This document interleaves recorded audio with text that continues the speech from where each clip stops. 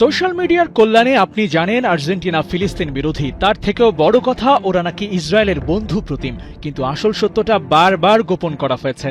দেশটির সরকার আর জনগণ এই পয়েন্ট হেঁটেছে দুই দিকে।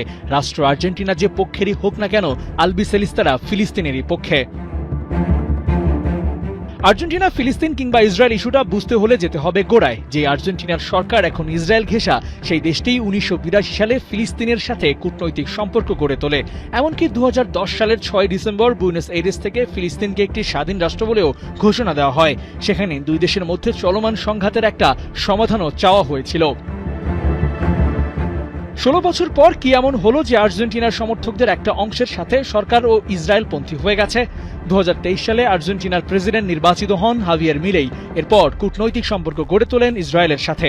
জাতিসংঘে ফিলিস্তিনকে সমর্থন করা প্রস্তাবগুলোরও বিরোধিতা করতে থাকেন। আর বিশ্বকাপে তো ওপেন ছিল হাভিয়ের মিলেই আর নেতানিয়াহুর তহরম মহরম। তাই কন্টেন্ট ক্রিয়েটর রায়ান রোজবিয়ানি তার এক্স হ্যান্ডেলে পোস্ট করেছিলেন, স্পেন ভার্সেস আর্জেন্টিনা ফাইনাল নয়, মেটলাইফে লড়াইটা ছিল ইসরায়েল বনাম ফিলিস্তিনের এক প্রক্সি ওয়ার। প্রভাবশালী গণমাধ্যম টাইমস অফ ইসরায়েল সেই বরাতে রিপোর্ট প্রকাশ করে গ্র্যান্ড ফাইনালের আগেই। ইসলামিক রিপাবলিক অফ ইরান বিরোধী একটা এক্স অ্যাকাউন্ট বলছিল এই ফাইনালে তারা একটা কারণেই আর্জেন্টিনাকে সমর্থন দিচ্ছে, কারণ তারাই এই বিশ্বকাপে একমাত্র দেশ যারা প্রো ইসরায়েলি।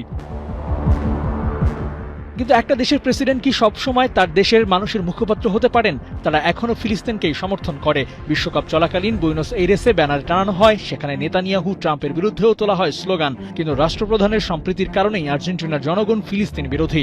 বিশ্বকাপে তো বলাই হয়েছিল ইসরায়েল না খেললেও আর্জেন্টিনা ওদের হয়েই প্রতিনিধিত্ব করছে। আর্জেন্টিনার প্রশাসন ইসরায়েল ঘেঁষা হলেও স্পেন আবার এখানে ভিন্ন। দেশটির প্রধানমন্ত্রী পেদ্রো সানচেজ ফিলিস্তিনের পক্ষে দাঁড়িয়েছেন।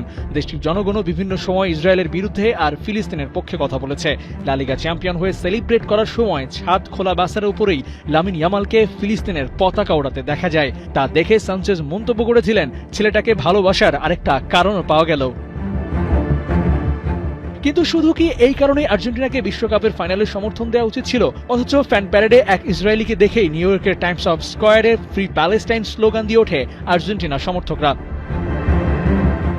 সেটা তো হতেই হবে, কারণ কিংবদন্তি দিয়েগো মারাদোনার দেশের মানুষ ফিলিস্তিনের পাশে না দাঁড়িয়ে কিভাবে পারে? 1986 বিশ্বকাপ যে মহাতারকা 2012 সালে বলেছিলেন তিনি ফিলিস্তিনি জনগণের নাম্বার 1 ফ্যান। তাদেরকে তিনি সম্মান করেন এবং এই মানুষগুলোর প্রতি সহমর্মী এবং সমর্থন প্রকাশ্যে ঘোষণা দিতে মারাদোনা ভয় পায় না। তাই শুধু প্রো ইসরায়েলি হওয়ার অজুহাতে আর্জেন্টিনাকে ঘৃণা করলে সেই যুক্তিটা আর দাঁড়াচ্ছে না। সোশ্যাল মিডিয়ার এই জামানায় সবই ঘটছে চোখের সামনে, যদি আপনার সেই চোখ খোলা থাকে। আবু নাইম, ৭১।